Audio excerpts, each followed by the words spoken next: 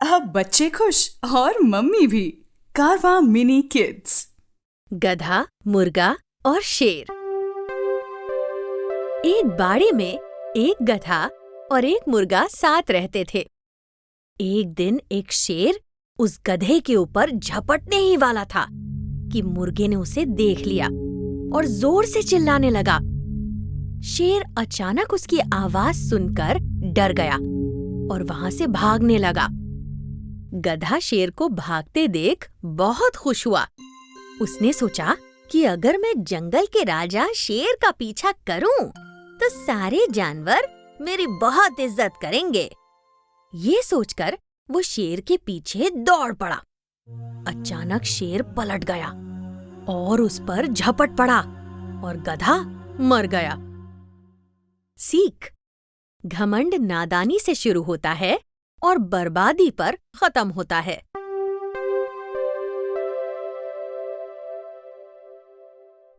गणेश का विवाह।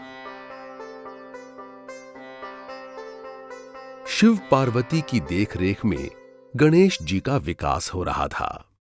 एक दिन शिव पार्वती ऐसे ही अकेले में बैठे हुए थे और उनके दोनों बेटे कुछ दूरी पर बैठे बातें कर रहे थे। तभी शिव जी ने पार्वती से कहा, हमारे बेटे अब शादी की आयु के हो गए हैं, अब उनकी शादी के बारे में सोचना चाहिए।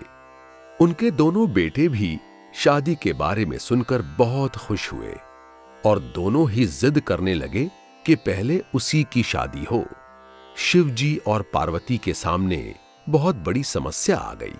अपने दोनों बेटों को बुलाकर कहा, प्यारे बेटों, तुम दोनों ही हमें एक जैसे प्यारे हो और हमने कभी तुम दोनों में भेदभाव नहीं किया। इसलिए हमने फैसला किया है कि तुम दोनों में से जो भी पृथ्वी का पूरा चक्कर लगाकर पहले लौटेगा, उसकी शादी पहले होगी।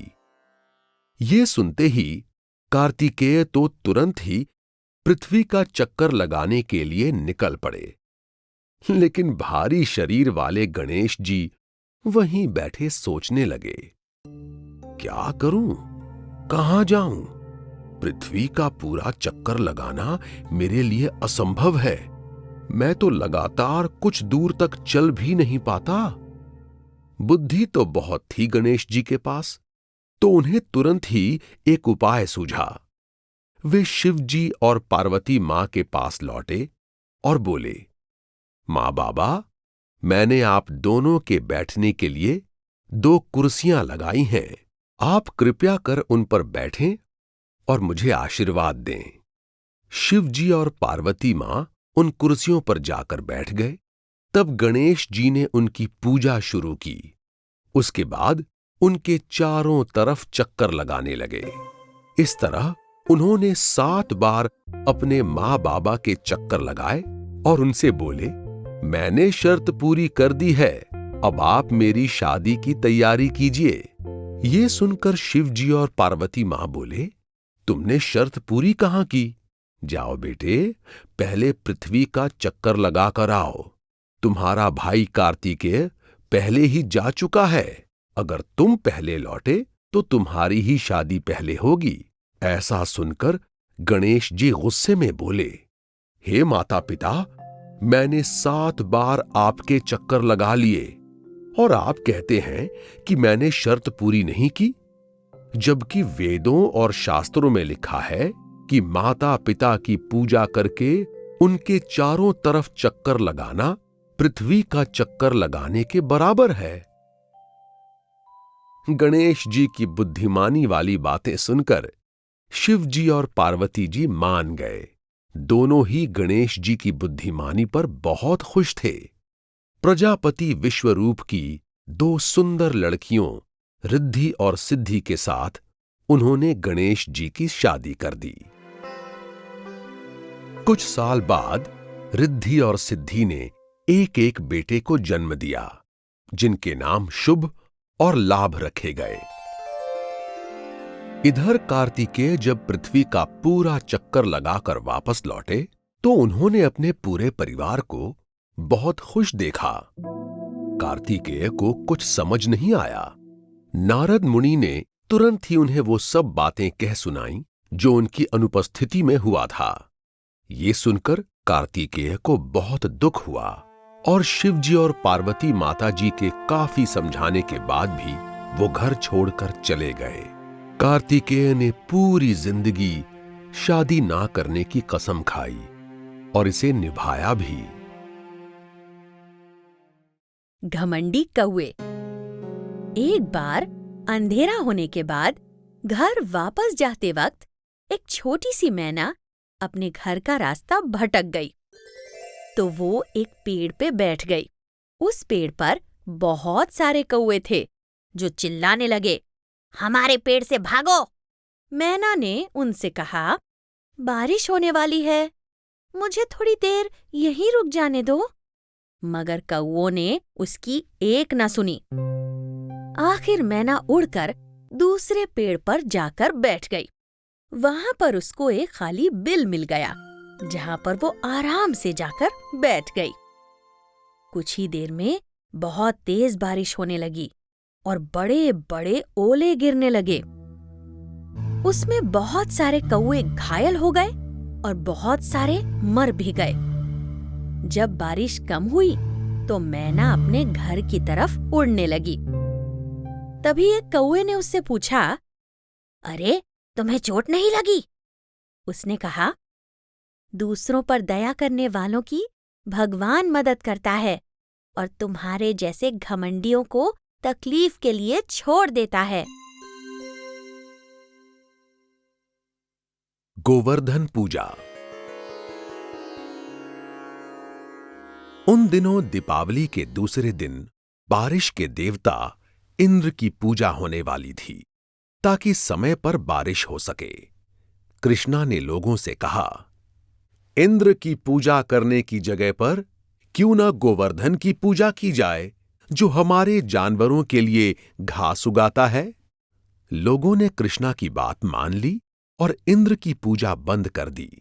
इससे इंद्र ने गुस्से में आकर तेज बारिश शुरू कर दी। चारों तरफ तबाही मच गई। कृष्णा सभी को जानवरों समेत गोवर्धन के किनारे पर ले गए और गोवर्धन पहाड़ को अपने बाएं हाथ की छोटी उंगली पर उठाकर खड़े रहे। वृंदावन के सारे लोग और जानवर उनके नीचे बैठ गए। 7 दिन पानी बरसा। कृष्णा उसी अवस्था में खड़े रहे। आखिर में इंद्र ने हार मान ली और कृष्णा से माफी मांगी। तभी से दिवाली के दूसरे दिन गोवर्धन पूजा की परंपरा शुरू हुई। हाथी और चूहे। एक बड़ी झील के पास बहुत सारे चूहे रहते थे। एक दिन वहां हाथियों का झुंड आया और हाथियों के पैरों के नीचे बहुत सारे चूहे दबकर मर गए। बचे हुए चूहे बहुत परेशान हो गए। तभी चूहों के सरदार ने कहा, हम लोगों को इन हाथियों से दया की विनती करनी चाहिए। सभी चूहों ने मिलकर हाथियों के सरदार से कहा, आप लोगों के झील जाते समय हमारे बहुत सारे साथी आप लोगों के पैरों के नीचे आकर दब गए। आपसे विनती है कि आप लोग कृपया झील जाने के लिए कोई दूसरा रास्ता खोज लीजिए। हाथियों का सरदार मान गया। कुछ समय बाद वहां के राजा ने सभी हाथियों को पकड़ने का आदेश दिया। जंगल में जाल बिछा दिया गया, मगर एक हाथी को छोड़कर सभी हाथी उस जाल में फंस गए। तो बचा हुआ हाथी जल्दी से चूहे के सरदार के पास मदद मांगने के लिए भागा। तब सभी चूहे जल्दी से जाल की तरफ भागे। वहां पहुंचते ही सभी ने अपने नुकीले दांतों से सारे जाल को काटने लगे और देखते ही देखते सारे जाल कट गए और सारे हाथी आजाद हो गए। इसका मतलब है कि दया के बदले दया ही मिलती है। हनुमान का बचपन। हनुमान बचपन में बड़े नटखट और शरारती थे। किसी भी बड़ी या छोटी चीज से डरना तो वो जानते ही नहीं थे और हर परिस्थिति का मुकाबला करने की हिम्मत रखते थे। शेर की पूंछ पकड़कर इधर से उधर दौड़ाना और हाथियों के साथ लड़ाई में मुकाबला करना उनके मनपसंद खेल थे। हनुमान घने घने जंगलों में भी अकेले जाते आते रहते थे, जहां अंदर जाने की कोई हिम्मत नहीं करता था। वो मोटे पेड़ के तने को जड़ से पकड़कर उखाड़ लेते और दूर घुमाकर फेंक देते। ये खेल उन्हें बहुत पसंद था। कभी कभी वो ऋषि मुनियों की जगह पर भी जाकर बदमाशी करते रहते थे। हालांकि उनका मकसद किसी को दुख पहुंचाने का नहीं होता था, फिर भी उनकी मनमौजी और मस्तीखोरी से ऋषि मुनियों को बड़ी परेशानियों का सामना करना पड़ता था। जैसे जैसे समय बीतता गया, उसी तरह ऋषि मुनियों की परेशानियां भी बढ़ती गईं। कंस के दानवी दांव। कंस ने कृष्णा को खत्म करने की अपनी कोशिश जारी रखी। इस काम के लिए उसने हर उपाय का प्रयोग किया। वत्सासुर नाम का राक्षस एक बछड़े का रूप लेकर कृष्णा और बलराम के बछड़ों में जा मिला। कृष्णा ने बलराम के कान में कहा, दाऊ, वो बछड़ा तो हमारा नहीं, हम पर हमला क्यों कर रहा है? कृष्णा ने जल्दी से उस बछड़े को पिछली टांगों से पकड़कर इस तरह फेंका कि वो एक कांटेदार तने से टकराकर नीचे आ गिरा और खत्म हो गया। दूसरी बार पूतना का भाई वकासुर भी बदला लेने एक बड़ा बगुला बनकर आया और उसने कृष्णा को अपनी चोंच में पकड़कर उठा लिया। कृष्णा तुरंत अपने शरीर का तापमान बढ़ाकर आग का गोला बन गए। बगुले ने कृष्णा को चोंच से छोड़ दिया तो उन्होंने उसकी चोंच फाड़कर उसे यमलोक भेज दिया।